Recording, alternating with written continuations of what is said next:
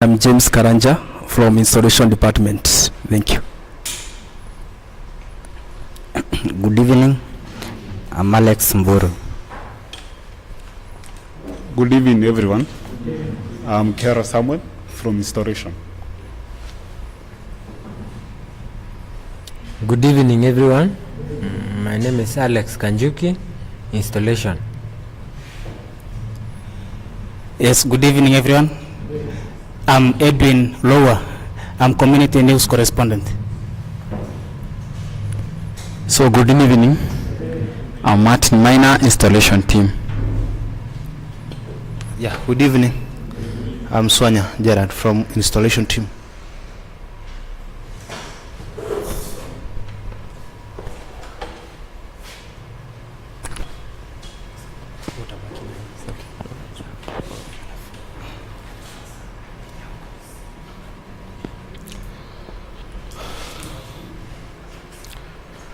All right, so let me just give a chance to our guest to introduce himself.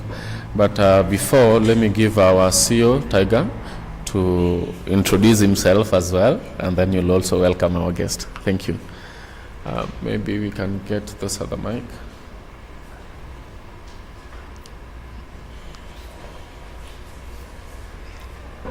Okay, we can just use this one. Okay, yeah, good evening, everybody.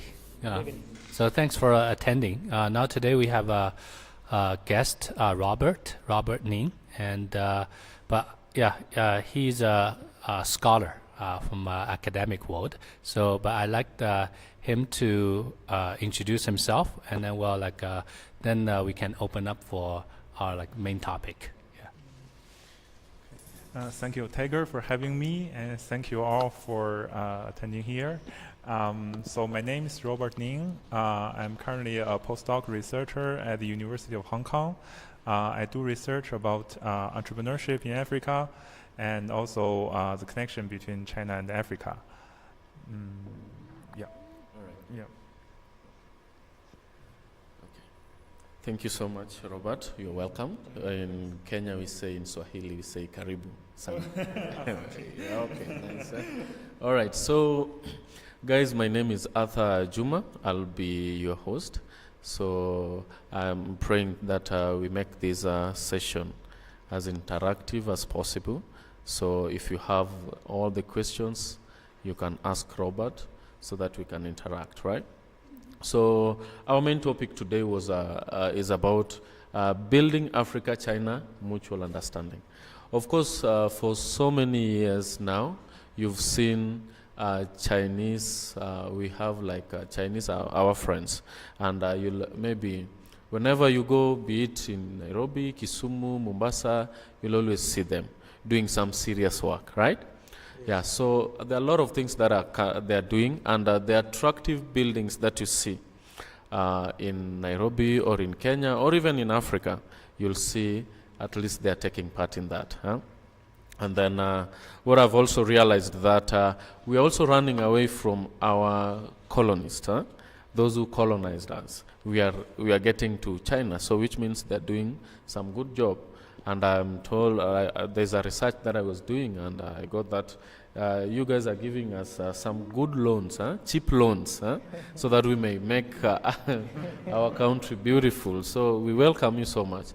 So my first question to you, why Africa? Why Africa? Because we've seen there's a heavy traffic coming to Africa, and Chinese are doing fantastic job. So why Africa? Yeah.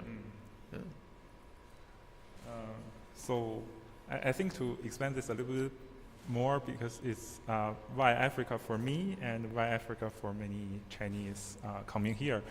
For me, it's quite a coincidence, because my wife got a chance to work in Africa in 2015.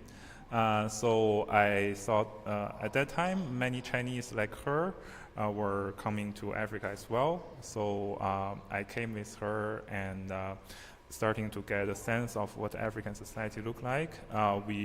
She worked in Congo, and I went there with her. And then that's how I started my research on Africa. And I think our story or her story shows a general trend of why so many Chinese are coming into Africa in recent years, because actually she's from a Chinese state-owned company. I'm not sure if is this the case for Safaricom?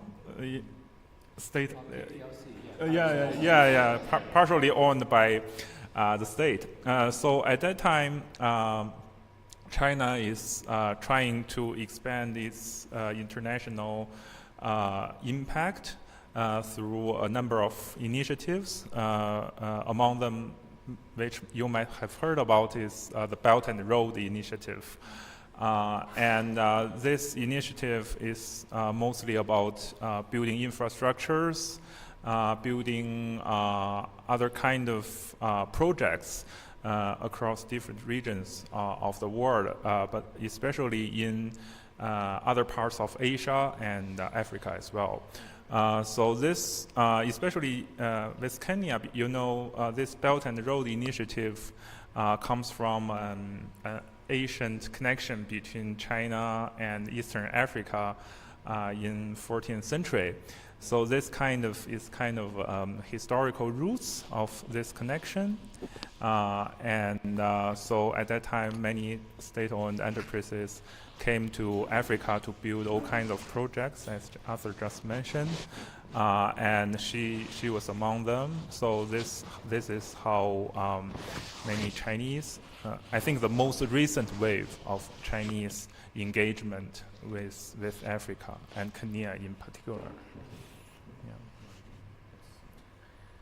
Okay, so unlike maybe other countries, because we find that I think what I can say about China is that we're waking up because you're showing us direction. You're showing us how to do infrastructure to build, and most of the students nowadays, they don't go to United States. Most of them go to China to do studies, further studies.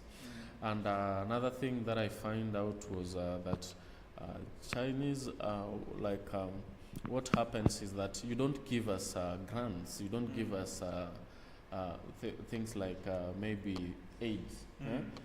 For example, maybe if you're teaching us how to fish, you're not giving us fish. So that's very commendable. And now I just want to welcome all of us in this conversation so that you can ask as many questions as possible, because we have we don't have much time. So if anyone has a question that you can ask our guest tonight, you can forward it so that we can discuss further. Yeah. You have? Probably I can start with, first of all, welcoming you here. Maybe I would start by asking you from your research or the anthropological standpoint or point of view. You see the urban China and then the urban African cities. What are some of the commonalities that you have maybe observed over the recent time or during your research, or the differences between the urbans in China and now you're in Africa, the commonalities or the differences, probably?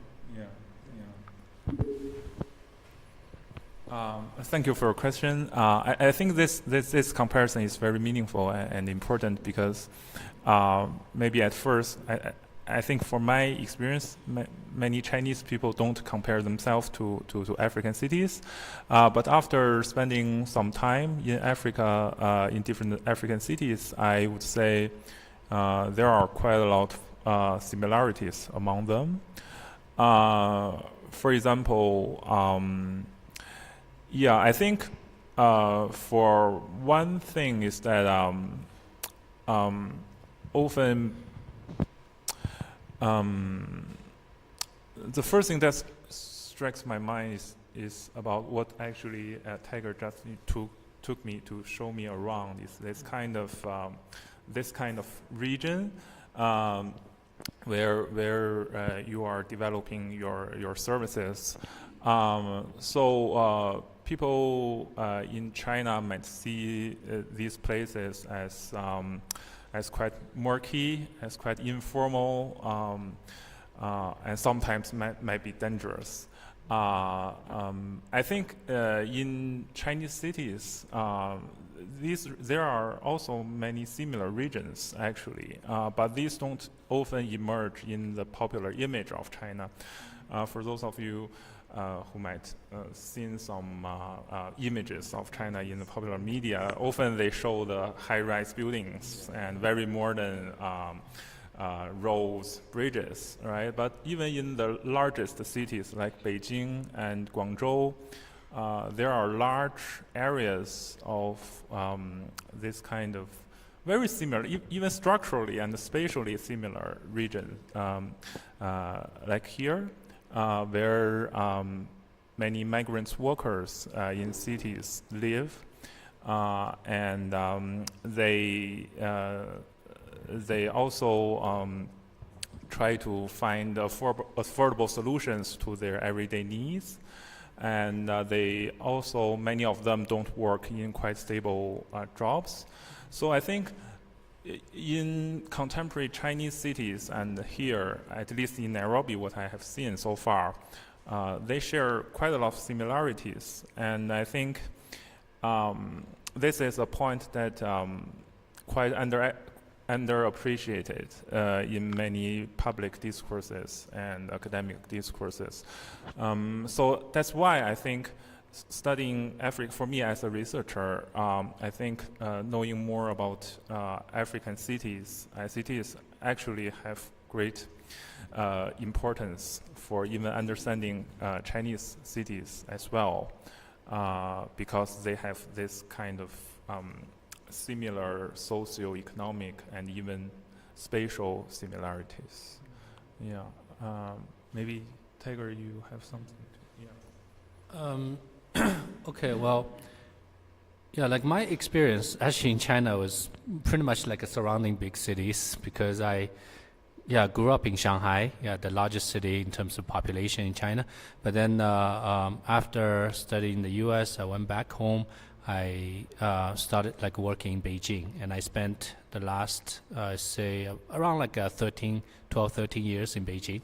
Yeah, so, but even in Beijing, to be honest, or in Shanghai, I really go to the places where, like Robert mentioned, like still in the city, because it's just like the same way is like then like I actually become more coming to more understanding after I came here, when like you see, like you all know, like David Kabiru, right, like our director, and he even as of now, he sees his friend, or like in the occasion, like I'm also present. He always say like, I'm the one who took him to get inside of Githurai, right? So I mean, but like I know like David, who grew up in the city in Nairobi, from I mean, we'll say like a middle class family, or his father was used to be an engineer from telecom. So it was so.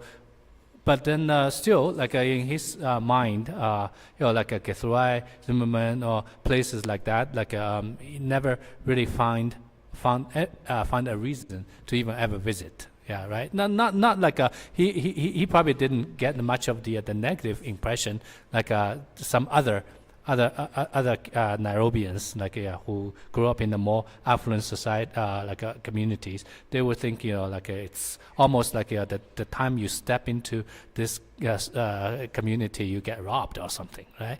Yeah, actually, it's not the case anymore. Maybe it was, maybe there was some sort of like a more danger, say like 20 years ago, but definitely not anymore. So things like that, I feel it's about the kind of awareness or the consciousness, so in a way, you say like we are actually living in the very now like the whole digital age, where like the internet, like you can literally get any information you want to get, right? But unfortunately, like that kind of the information overloading and then also the AI, the intelligence, like all those advancement of technology somehow actually like make people even more confine their mind. Yeah, in many ways. Yeah. For example, I mean, like we also had a session with the ByteDance, the group. They actually visit us. Yeah, there was the first time they sent a large group to visit Kenya, to visit Nigeria, and so they also came to the hub, like having the similar session, right? And but you know, like the ByteDance, they're very successful in TikTok, in Douyin, in 今日头条. 今日头条 is today's headline. It's sort of like you can actually, I'm reading, I spend like a lot of time even every day just reading the news. But the irony is like they actually the intelligence or the AI figures out like based on like your viewing habits. They just feed you whatever they think it's pertaining to your personal interest, right? But after all, you all the other social networks and things, they put the people sort of call like-minded people together. But then that kind of a lot of time it's actually not break through the kind of a stereotypical ideas in your mind, but more kind of even reinforce it, yeah, in many ways. So that's kind of a the experience. Of course, like it's a little bit diverting from your topic. You say the similarity or the difference, you know, between China and the Chinese cities or urban areas like here. Well, but you know, in a way, of course, like I also spent quite some years in the States, so familiar with the cities there. One thing I feel in China, if in general speaking, if you look at the outside, or the first impression, even though there are areas like something similar to Gethurai, but still the government is actually, yes, like you can say, they carry a mission to making a lot of things sort of even well, of course, in there, the notion is make it better, make it more neater, make it more cleaner, or more organized. Yeah, right. So yes, but after a while, after many years of development, you can see even those places that used to be kind of chaotic, right, or disorganized, now become quite okay. And also, it's because of China in the past 30 years had experienced. I say a great leapfrogging of the real estate boom, and then because of that, you know, especially in the urban areas, the land become more and more expensive, and then not only expensive, it's the government actually take that advantage of the overpricing of the land so that they can keep building those kind of real estate. Yeah, so that yes, because it's China also in the past 30 years experienced a really rapid, I say, the pace of urbanization. I remember when I, in the 1980s, when I was in the primary school, we were saying China is that time about a 1 billion population, but the farmers actually make up over 80%, right? So there's only a 20%, population, 200 million people live in the urban area. But I think currently it was more than 50%. Yeah, you can imagine in the past 20, and then it's now the population is 1.4 billion, right? You can imagine in the past 30 years, how many people are actually got relocated into the cities. So that's so that kind of a rapid growth. Yes, admittedly, Nairobi also have experienced some good growth, in terms of urbanization, and then even that pace, even despite the economic downtime, the pace is still continuing, because still even in the people I believe in the upcountry, right, the people will still think, if you get into Nairobi, there's where you can actually make money, you can at least make some money even to support the entire family. lot of time it's not the case. Yeah, actually, sometimes I really sympathize a lot of young people who come here, who get try so hard to get a college degree, and but it's very hard to find a job. Yeah, even making a proper living is a problem. But then they got so much pressure from the home, right? Yeah, expecting they are not only they can send money home to support at least their siblings and stuff, right? So, anyway. There's the urbanization, the topic can go further and further, lengthy. One thing I like to mention is this. A few years ago, I read a sci-fi, a short science fiction book. It's called the Folding of Beijing. Beijing 折叠, right? Yeah. It really it depicts a kind of a gloomy future of the city is basically the city, even though in the future, near future, it becomes a three sort of a category, right? That the people really in the wealthy class, and the sort of the middle class, and then those the working class. And then but the irony is they say is now it's they chop even not only the space but the time into 48 hours. The shear, right? So the 48 hours, the daytime, nighttime is the wealthy people can enjoy that 12, I think some 24 hours. Well, those the lights, the nice environment. Well, the middle class only something about I think 16 hours, and then the rest is the working class is 8 hours, right? But they are the one who's really supporting the whole function, running the whole city. I don't remember all the details, but I can try to find the English version. Yeah, even for you.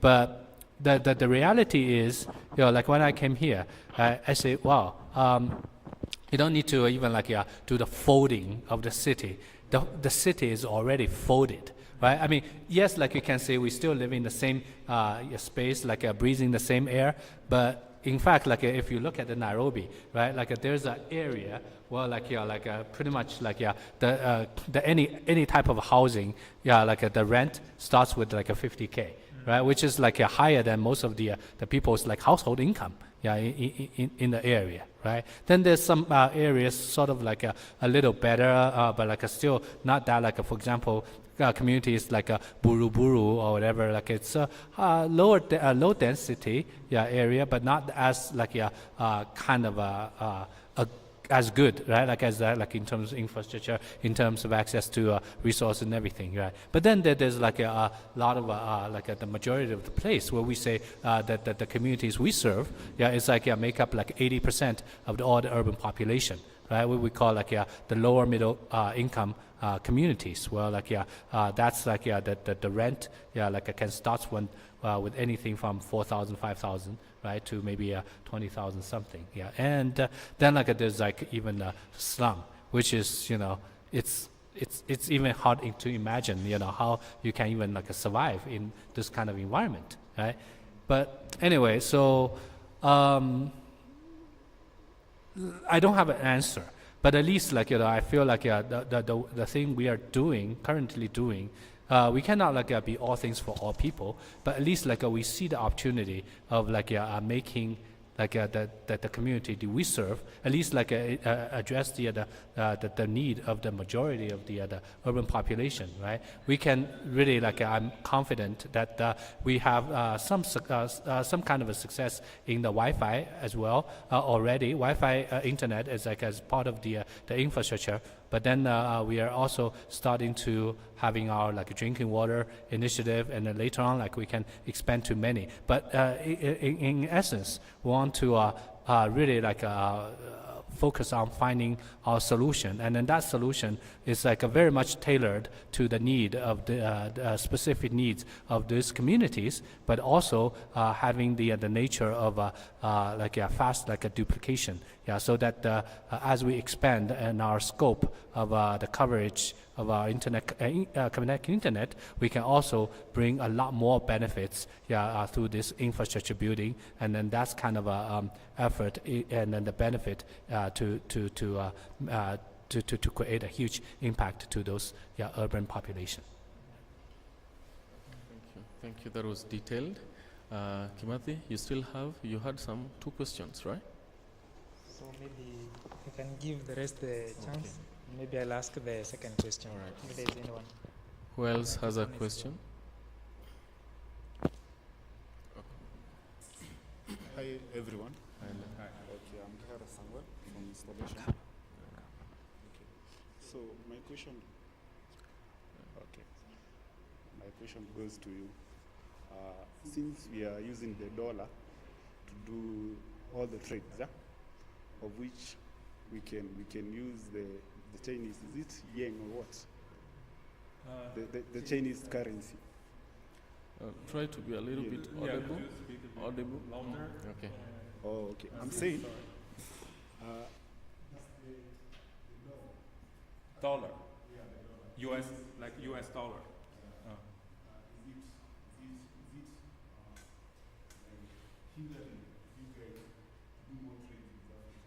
Oh.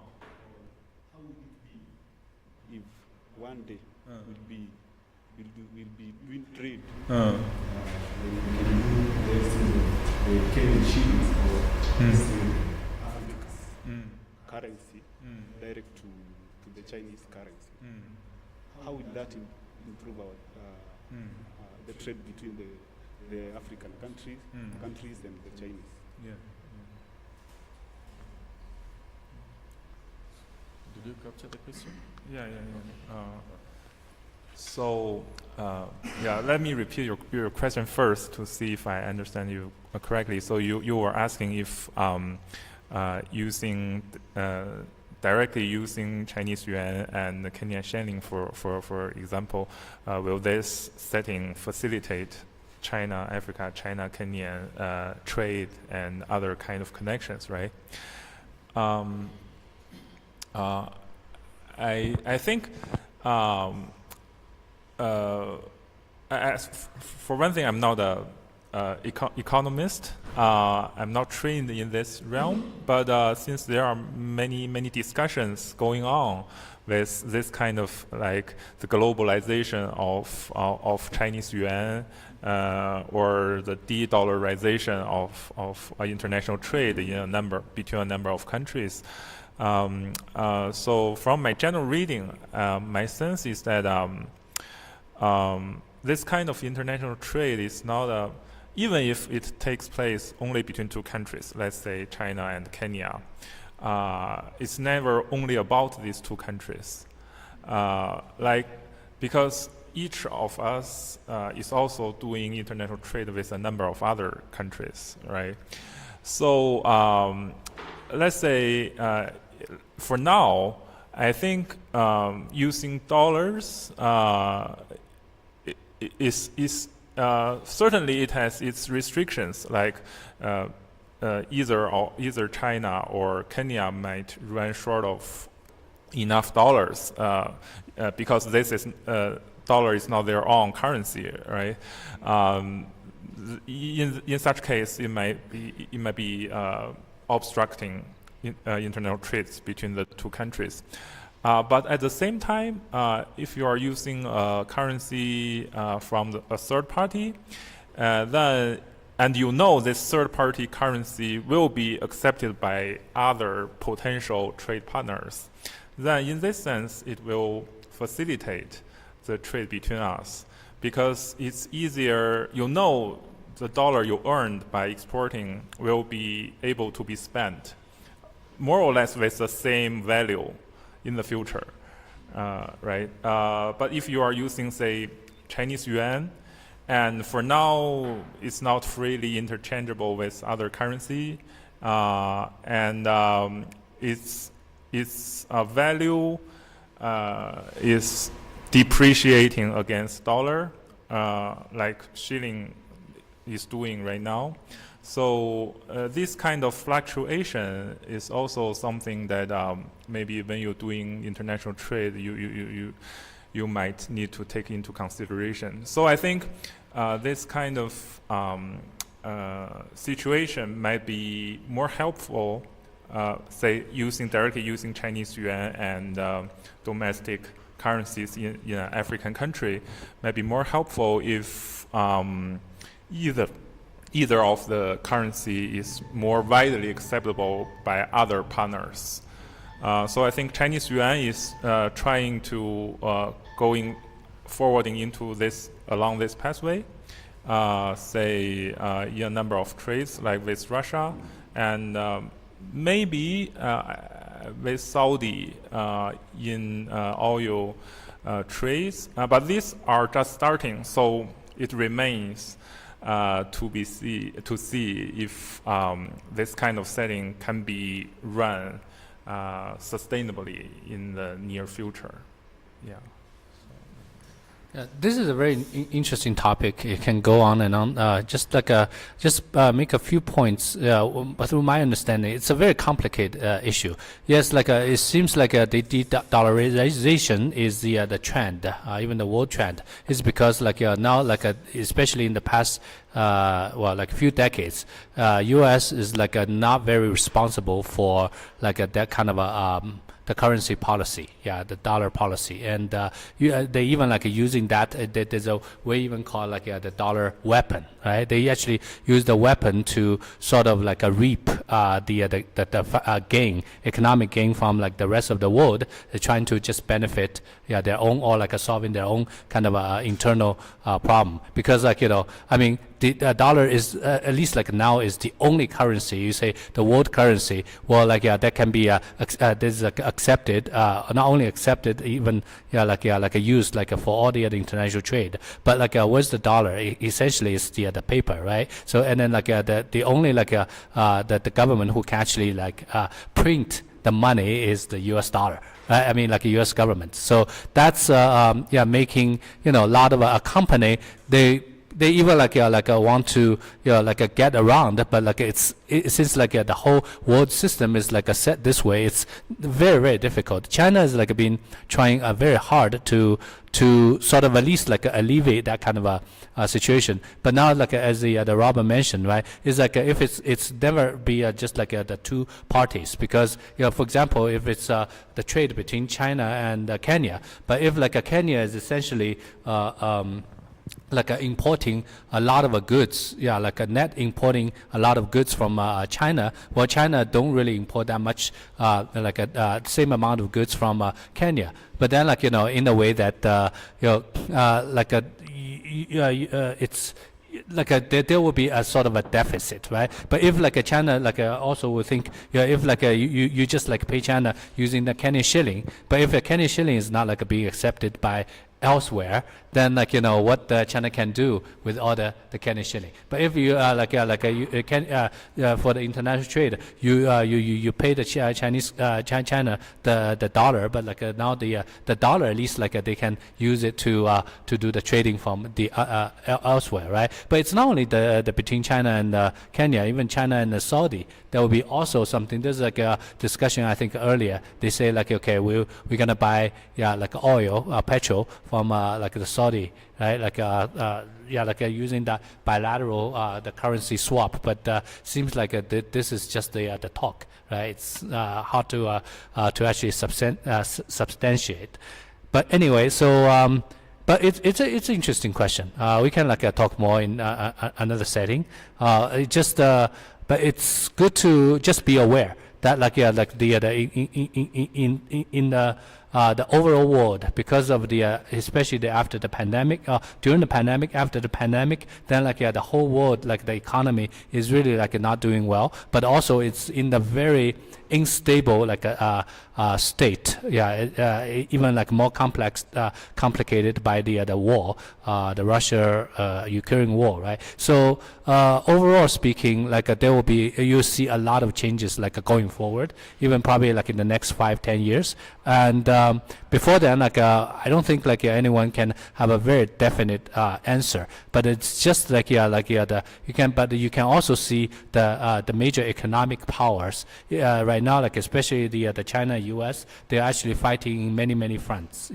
So there will be but I believe for whatever the reason, there will be a reshaping of the world order or world a structure, whether it's economically, politically, even socially, economically, everything. So well, I guess you can say that the change is something that's if you're aware or you keep monitoring, you find there are way too many changes. But again, so what is we always say, right? Change is the only thing that's unchanged. So we our mindset for all our staff, right? Just instead of sort of being forcibly changed, right? Just because most of people to be honest are kind of a change it's risk averse, meaning they are actually really don't like change. They wish things like that for forever. But unfortunately this is not the real life, not the reality. So instead of that, then just open your heart and embrace the change.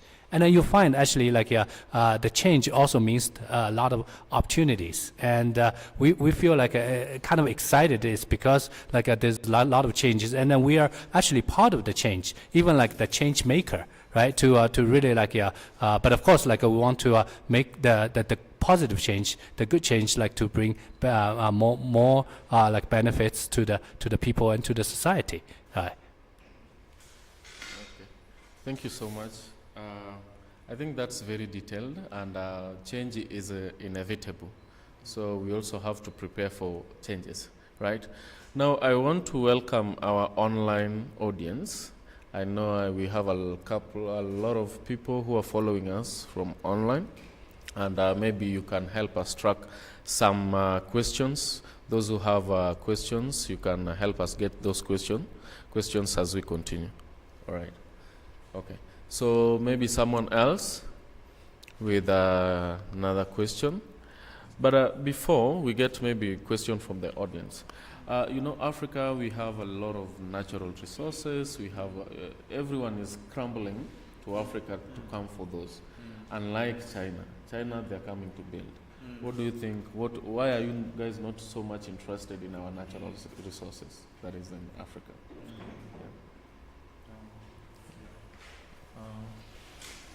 So I think this is a very tricky, important, and sensitive question. Because I think in African history, people interested in Africans, all kinds of resources keep coming. And to be frank, I don't think China, in this sense, I wouldn't say China is not or totally uninterested in what Africa has, in raw materials or resources. I think in a number of African countries, China's investment in oil sector or in the mineral sector are highly significant. But I think China doesn't come with only the intention to mine or to drill African oil and African mines. This is because I think, for one thing, China has this capacity of building infrastructures and building other kinds of buildings, and also for our projects like telecommunication services, China has this capacity of building them very fast. And I think it also noticed that Africa has these needs. And I think in the past few years, China happened to be able to, has this capacity to be exported. And many African countries have this need. So this form of connections or trade relationships happened at this particular historical moment because of this kind of matching. Again, China also has its demand to, say, to develop its impact as it accumulates some wealth in the state in the past decades, as Tiger just mentioned, in the past like 4 decades. And so this mode of China-Africa connection emerged as quite distinctive, I would say. Historically, there are some parallels between what China has built to like what, say, the British people during the colonial period. They also built the railways, right?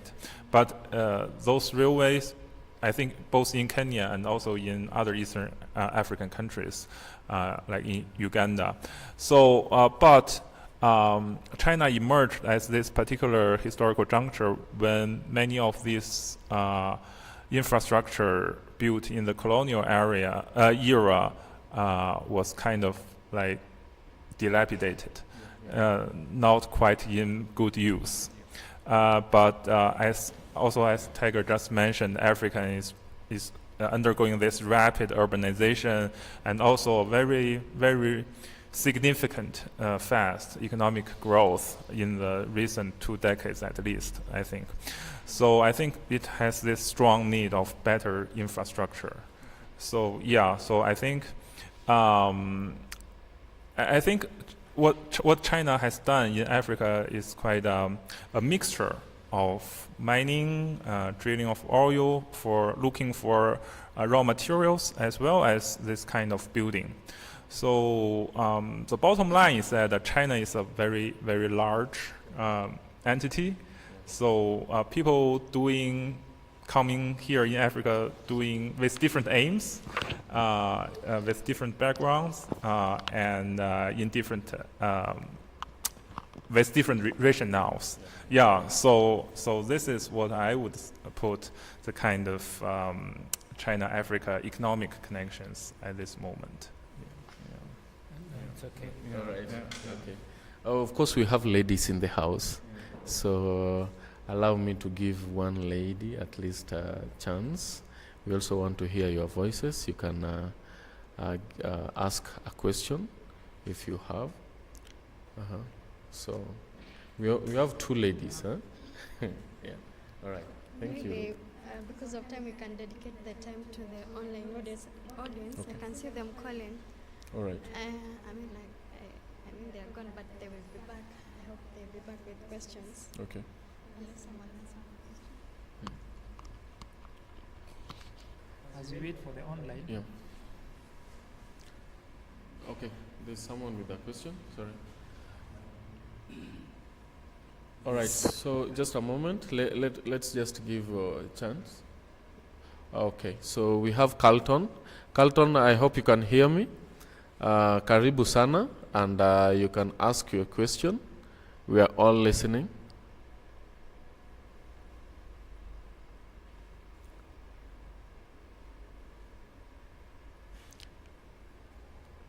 You can proceed. I doubt if he's getting me. He's speaking. All right. So we'll come back to Carlton.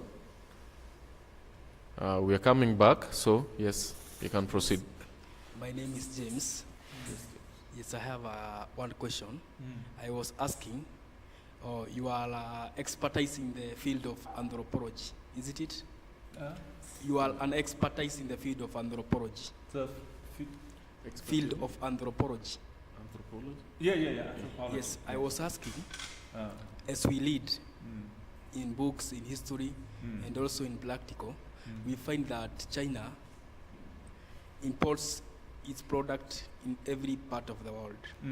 As an anthropology, how can you maybe enlighten us which element may lack in our African people? Because you find like every country in the world, we consume goods from China, maybe electronics, things of the sort. How can you enlighten us, or which element does it lack in Africa, since you know you are an expertise to study human behavior and characters? Yes. Yeah. So you were asking, China is now exporting like all kind of things all over the world, and so were you asking why this is not happening for East African countries, or?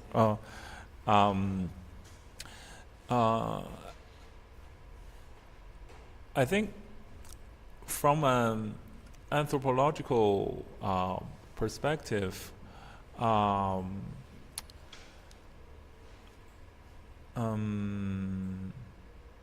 again, I think it's very complicated issue, and also a very coincidental thing that China came to its current place as exporter of many major main exporter of many commodities. I think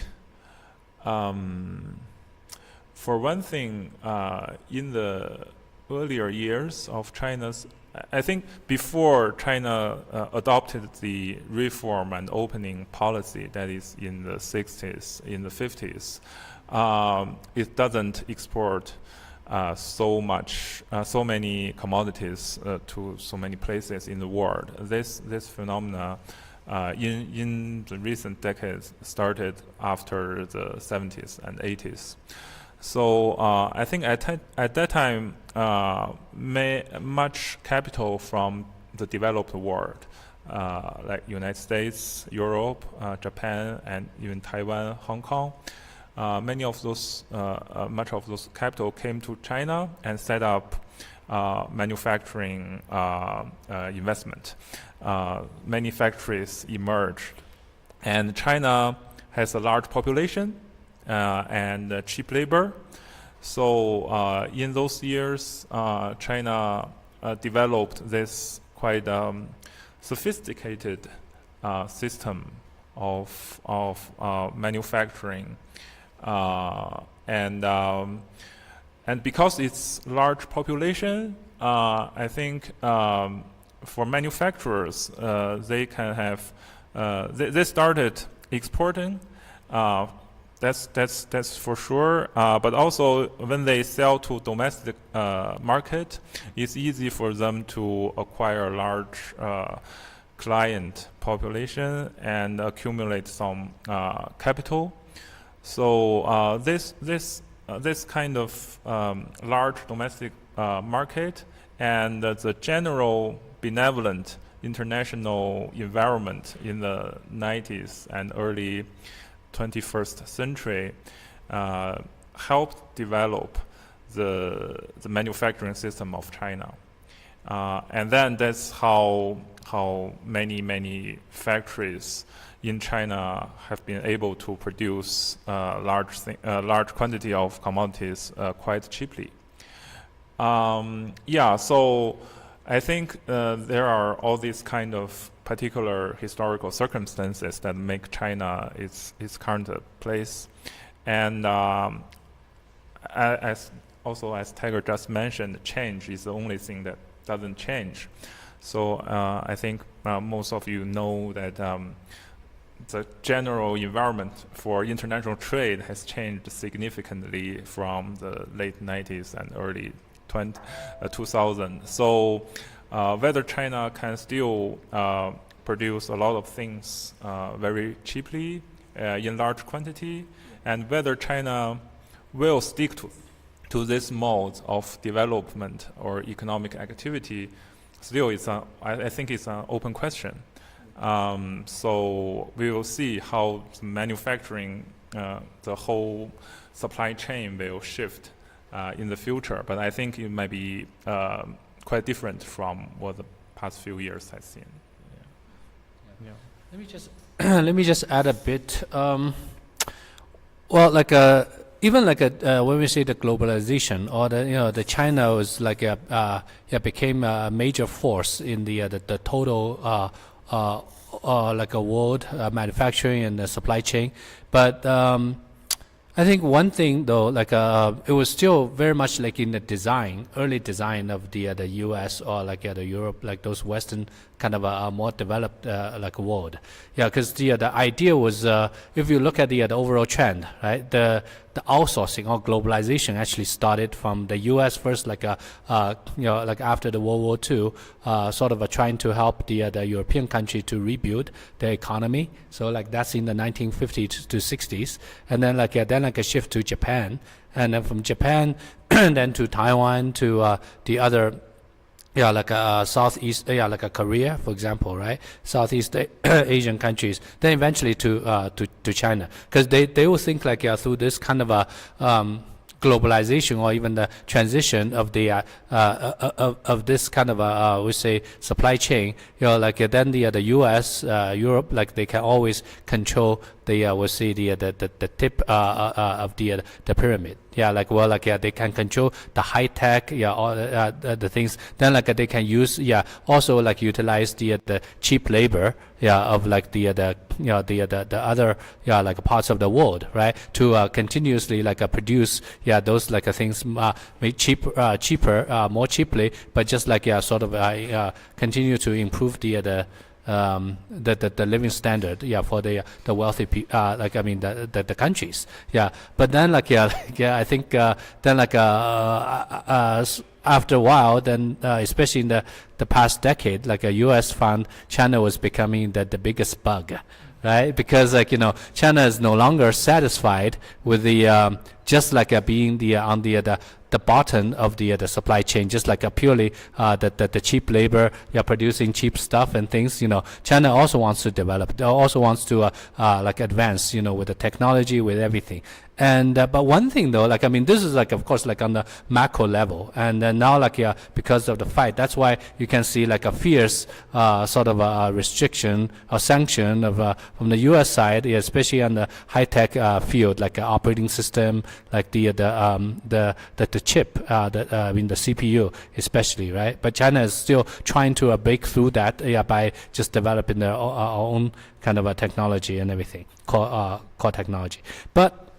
On the micro level, though, I think that this one, like I can even like experience in a way that yes, like for the U.S. American companies to even like do business and even like be successful, like even reaping a lot of profit in China, like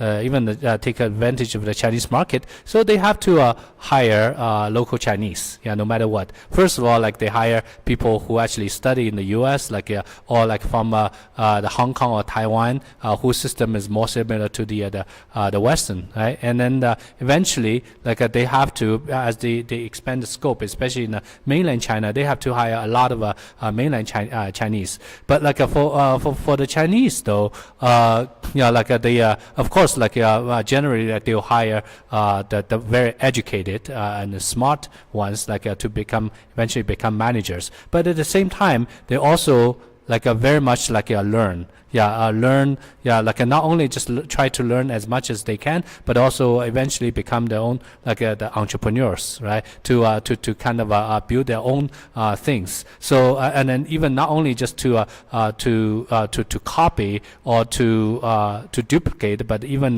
to reinvent or to innovate. Right, eventually creating that kind of a system that's like kind of very much like you can call like the Chinese own. So that kind of a lesson, I think, like coming to now like China is also trying to expand to the rest of the world, to exporting not only just the manufacturing capability, but also technology, and also like building the factories like elsewhere. Actually like there are Chinese like who are already building factories, not only just like like at the farms, but like factories in Kenya or in other African countries, right? Even though like it's at this point, it's still very much like a basic or rudimental things. Well, but I pride in our own company, well, like we're actually doing something that's like quite technology related, right? So, but I just really encourage that take the advantage of like learn as much as you can, but only just not only learn, like, right? Yeah, it's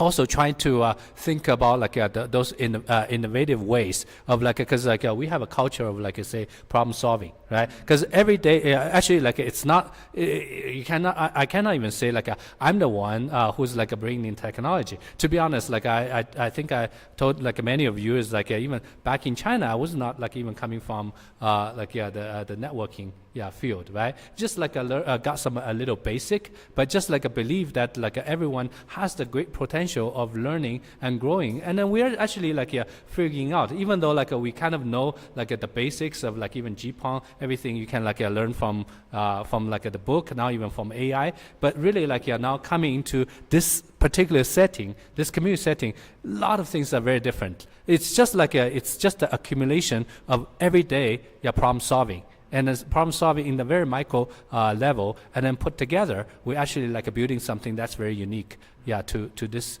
this environment, and then we call it our own. So this is the kind of a spirit we want to continue to adopt, and yes, like we believe like in the 10 years later, 20 years later, we can we probably can see a lot of entrepreneurs just coming out of Connect. Thank you so much. So yes, we can go back to our online question. I think Carlton had some questions. It's a one question. So he's asking, how can media and communication channels be utilized to enhance mutual understanding and address potential misconception between Africa and China? So he's talking about misconception and some of the stereotypes about media. Yeah. So you can help us answer that. Yeah. All right. I think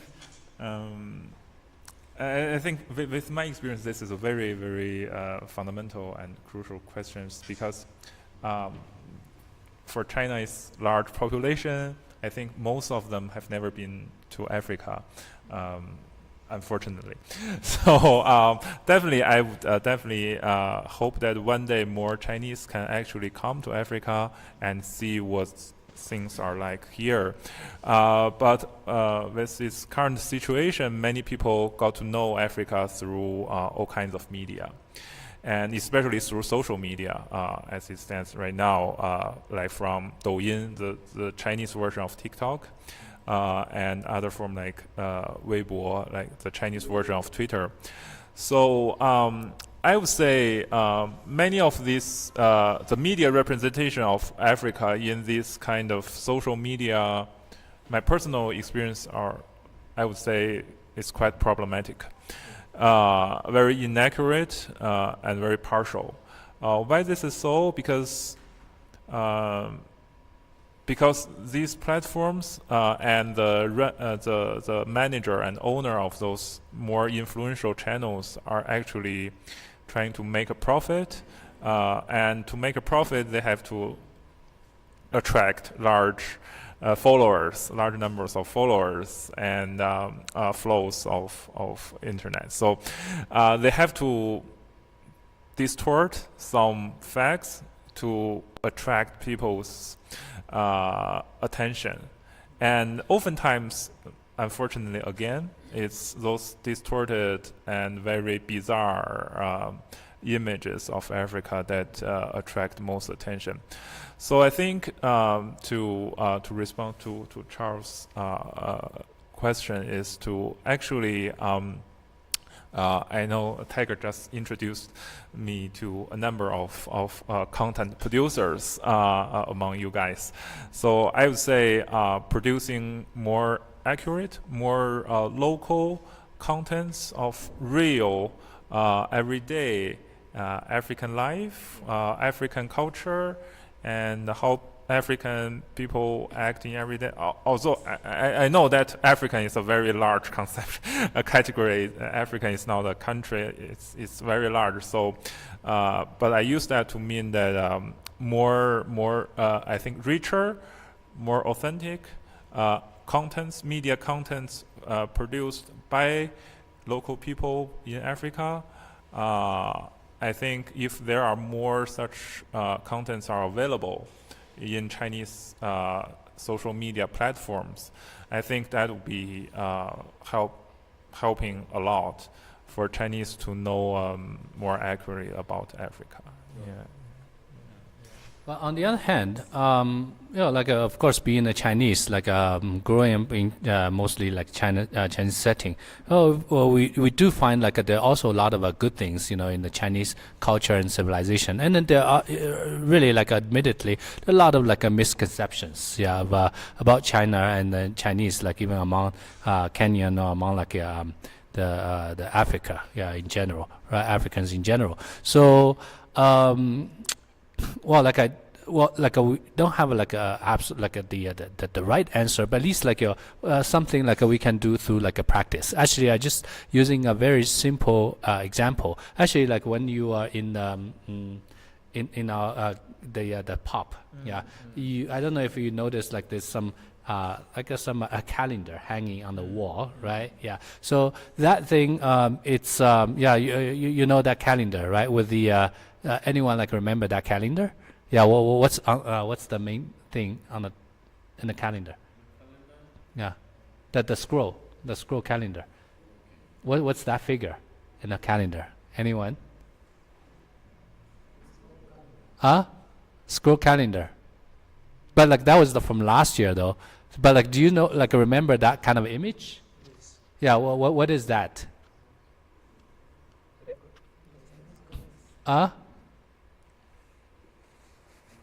Johnson, do you remember?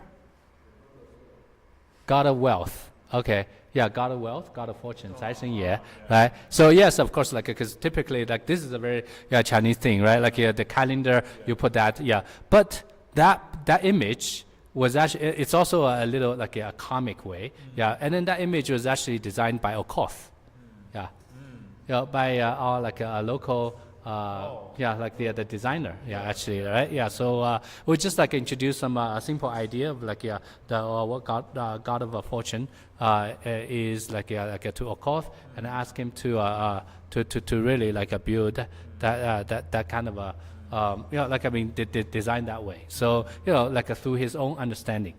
But not only that, is like we actually like produced about like 10,000 pieces. Because it's like in a very low cost, and we actually like distributed like almost all of them to the people, like actually like our own the communities, right? Actually internet users. So because we believe like they see something that's first of all that's unique, and then but like then like what it is like for our champ or basically sales agent or sales worker who actually like can hand that into the people's home here, and then they can just explain that if you use like the Connect Internet, you'll be blessed by the God of Fortune all throughout the year.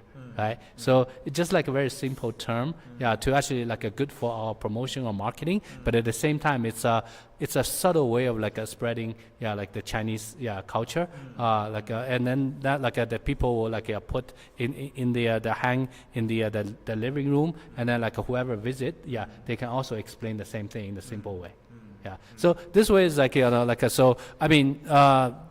You don't have to like because the thing is like I do notice that China or Chinese government put a lot of effort or even money trying to sort of like say so-called like foster the cultural exchange between China, Kenya, between China and other African countries, but like most of the time they can only like through the very much so-called like official public media, but the public media in a way that or like even they host some events, but very much like inviting the government officials, like or like the business leaders and things, but they're not really the true representation of the general mass, right, of the people like here. So I feel like the way we can do is really like get down to the communities we serve and get down to the grassroots, And yeah, so like that, only this kind of exchange can really like make like a lasting impact and can influence like so many people. Thank you so much. So as we wind up, because of time, before I give you maybe time for your parting shots, there was an additional question. He's asking, my question is, how can we improve our education? Because comparing to your system, ours is theory. Sorry? Oh, that is for Joe. Okay. All right. Okay, you can... Joe Masharia, the floor is yours. You can ask your question. We are all listening.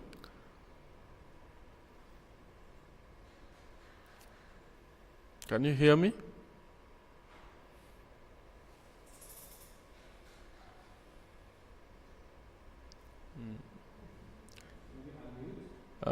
You can unmute your microphone.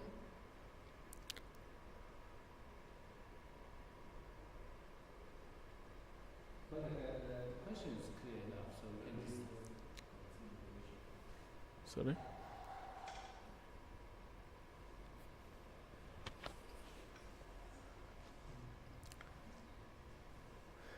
Okay, maybe we can just go back to the question as we wait for Joe. My question is, how can we improve our education? Because comparing to your system, ours, it's still theory. Yeah. So maybe he's trying to compare the education system in China and the Kenyan system. So what can we do differently to improve our education system? I guess that's the question. Most of us were smiling. I think maybe you got it differently. Yeah.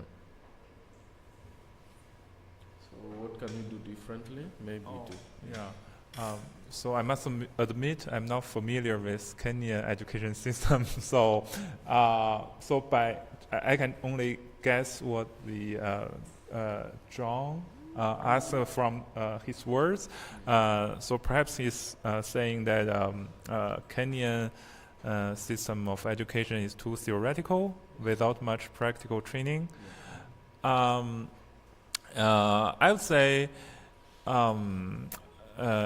let's say, imagine a system of education quite theoretical. I would say for China, it's pretty much similar. It's not a Chinese education system is more practical, I would say, and I think Chinese government is kind of sensing this problem and pushing technical education a lot in its primary, middle, and higher education system too. So I think the problem here is not like to compare the two education systems, but rather how to get, in general, education more practical. So I would like to draw on my previous experience in Congo, where I did my research for my PhD. I encountered many Congolese people complaining that their education system are very theoretical too, and they don't have much opportunity to do hands-on training. And I got to know many software engineers over there, and they were entrepreneurs themselves, and they were quite successful. They can run their businesses, and they can survive on their own income. How they became professional software engineers in the first place is that they found projects online. They develop projects right at the beginning of their studying. they do not like read books or read web pages to learn coding. They really start to code their own projects at the very beginning stage. And they did this not within their universities or middle schools, but rather they go to internet to find all kinds of learning resources and also source codes to imitate or to read. And I even know someone who has grown up in cities studying philosophy as a major, ended up cultivating a small piece of land himself as his entrepreneurial project, and none from his family was immediate family was farmer or peasants.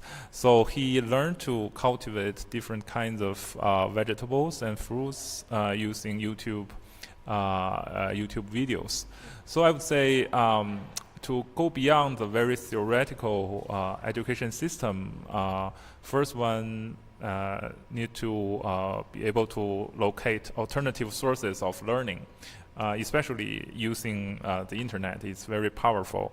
It's very rich. And you also, I think, as Tiger just mentioned, is this kind of intention or willingness to really to do it at a very early stage of learning, rather than waiting for someone to ask you, you do this for me, you do this for that, and then only then you started doing something. I think then you'll be a little bit late.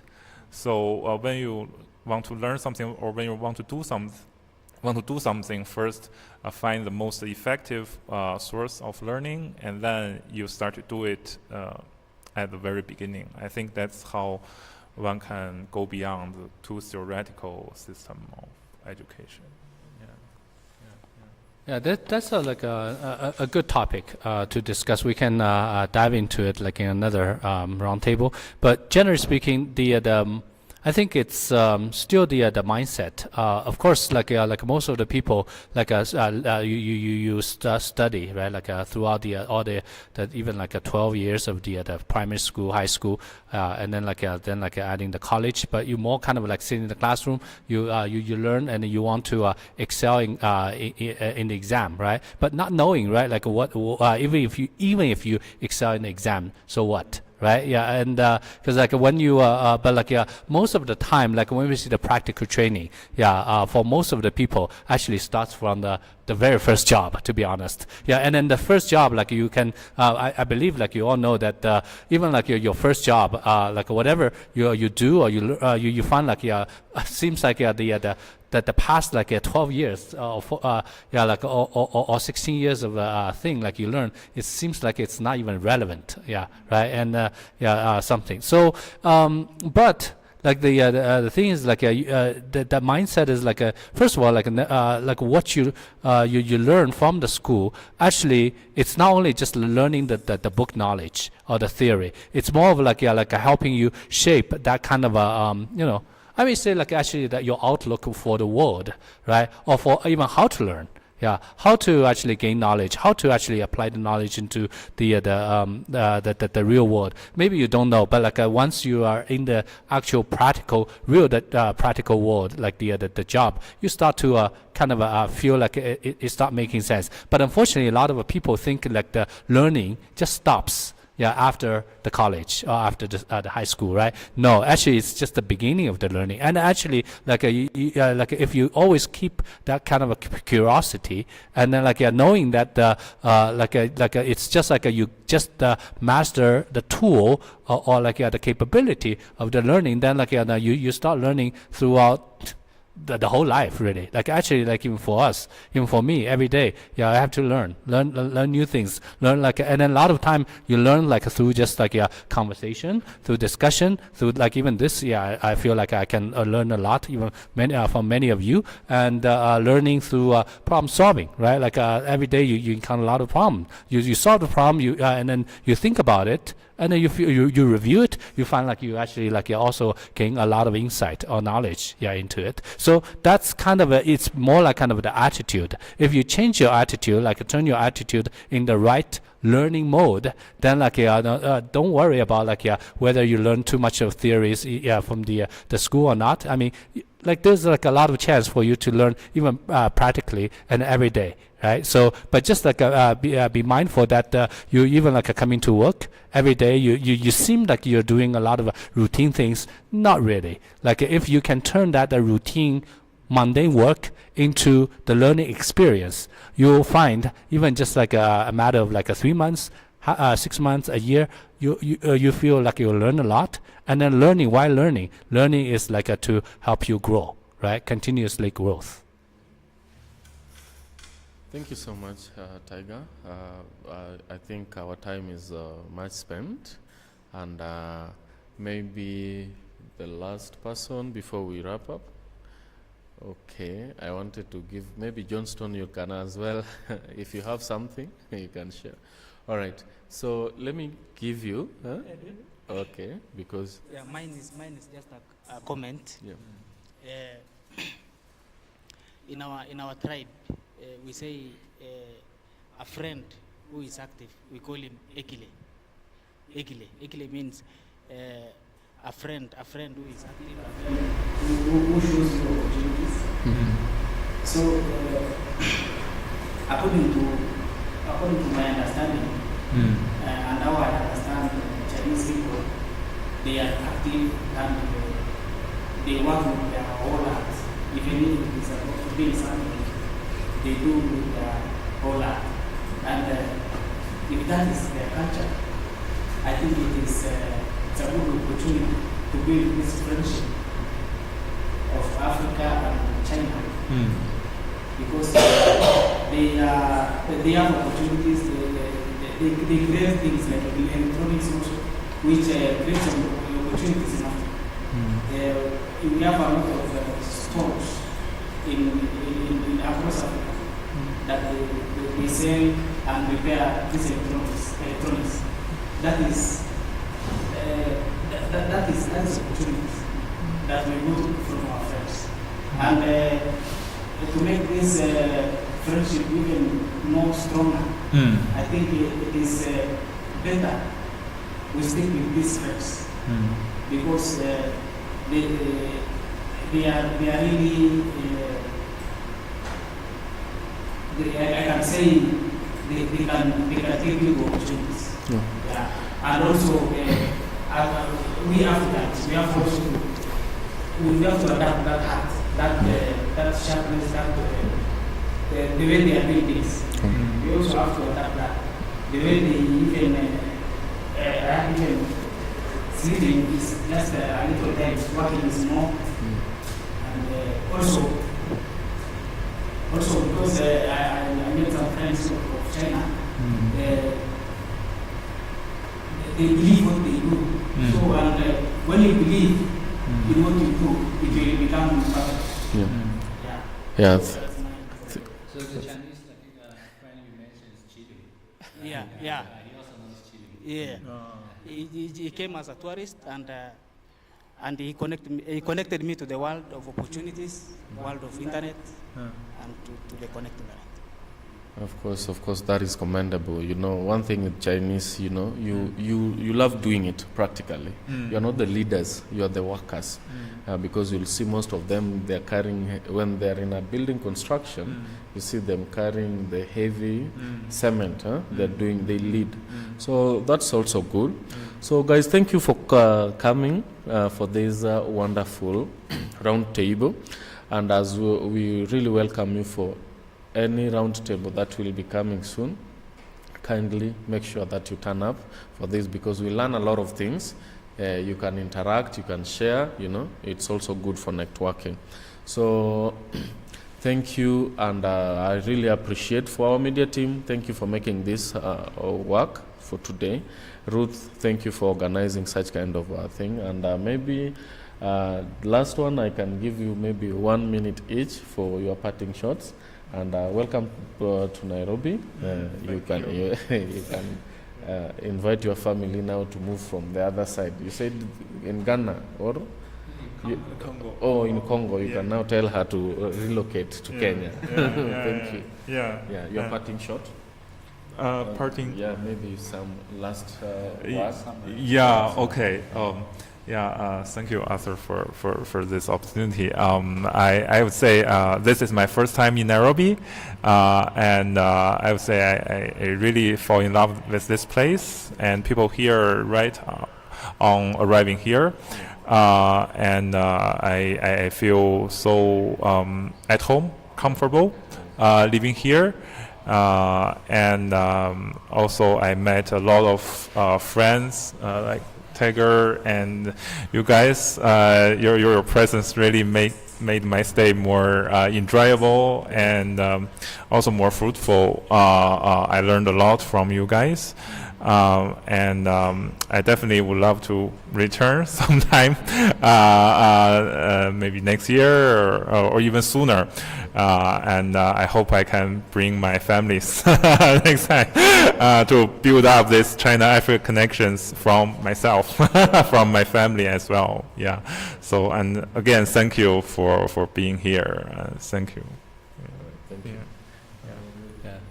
But I'm also very honored to have Robert here, because every time there's some friends visiting or we connect through some mutual friends.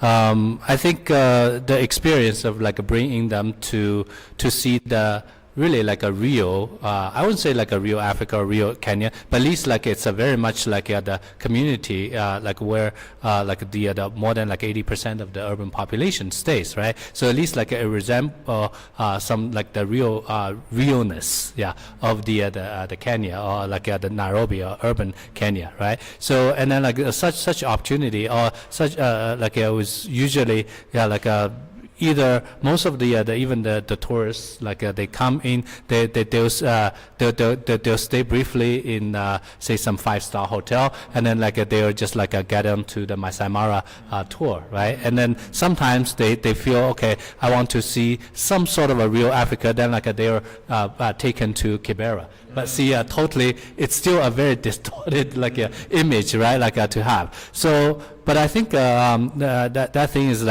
we don't really need to to say too much, because everyone has its own kind of experience and also understanding of the world. But by just coming here, spending a few hours, right, through the good interaction, not only just with me myself, but with many of you guys, and also taking a few stops, our hub, our a pop, or the warehouse, right? Or even just simply seeing, walking, strolling along the street of Githwai. I think they can actually build some sort of a kind of a sense of understanding, and then those understanding, when they go back, to and then they become even an ambassador, right?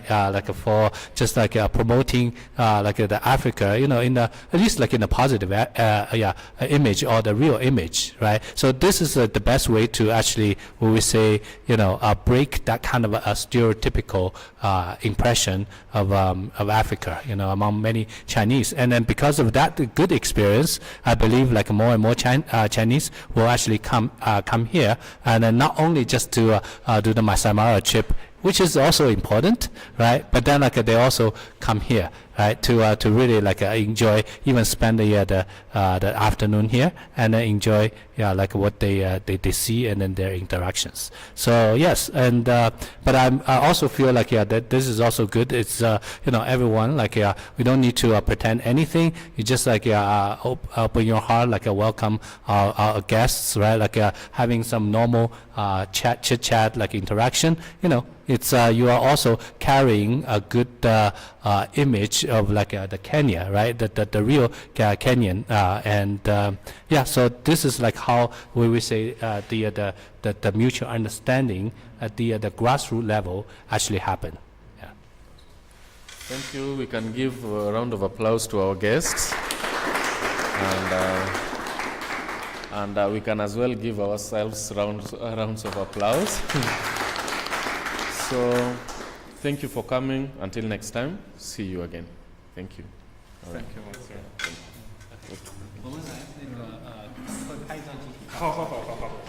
So we'll have some group photo. Maybe you can help us remove the chair.